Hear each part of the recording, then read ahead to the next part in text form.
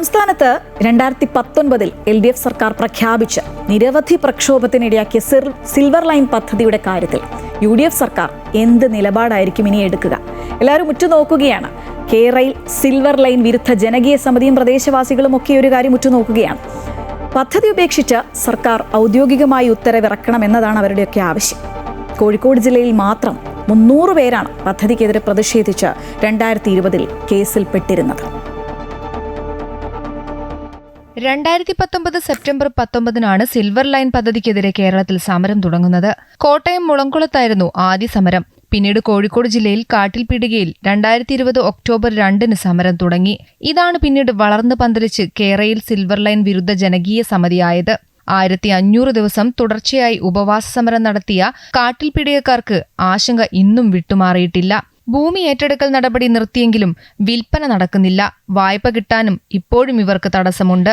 ഏതൊക്കെ സ്ഥലങ്ങളാണ് നിങ്ങൾക്ക് വേണ്ടതെന്നുള്ളത് ഞങ്ങൾ അറിയിച്ചു കഴിഞ്ഞ് നമ്മുടെ സ്വത്തിന് ലഭിക്കേണ്ട ആ ഒരു മാനദണ്ഡം, അതിൻ്റെ വില, അതൊക്കെ കണക്കാക്കി ആ രൂപത്തിലേക്കുള്ള ഒരു ചർച്ചയും കാര്യമൊന്നും വരാത്തത് കൊണ്ട് തന്നെ നമുക്ക് പെട്ടെന്നുണ്ടായ ഒരു വിഷമം, അതാണ് ആ സമരത്തിൻ്റെ ഭാഗമായി നടന്നത്.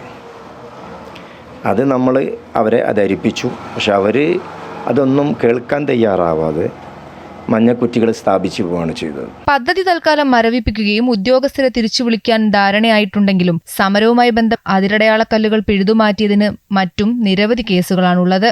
11 ജില്ലകളിലായി 1000-ലേറെ പേർ പ്രതികളാണ്. കോഴിക്കോട് ജില്ലയിൽ മാത്രം 300 പേരാണ് പ്രതികൾ. പലർക്കും 25,000 രൂപയോളം പിഴയിട്ടിരിക്കുന്നത്.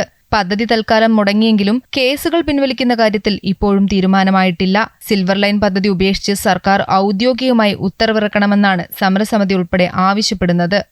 VD സതീശൻ സാറ് ഇതിനെക്കുറിച്ച് നന്നായി പഠിച്ചിട്ടുണ്ട്. അദ്ദേഹം പറഞ്ഞിട്ടുള്ളത് യാത്ര ചെയ്യാൻ കൂടുതൽ എളുപ്പത്തിൽ സമയം ലാഭിച്ചുകൊണ്ട് യാത്ര ചെയ്യാനുള്ള വഴികളാണ് നമ്മൾ തേടുന്നത്. അപ്പം നമ്മൾ നല്ല പ്രതീക്ഷയിലാണ്.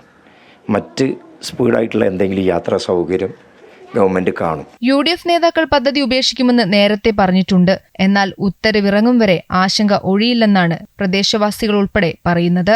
അമൃത ന്യൂസ്, കോഴിക്കോട്.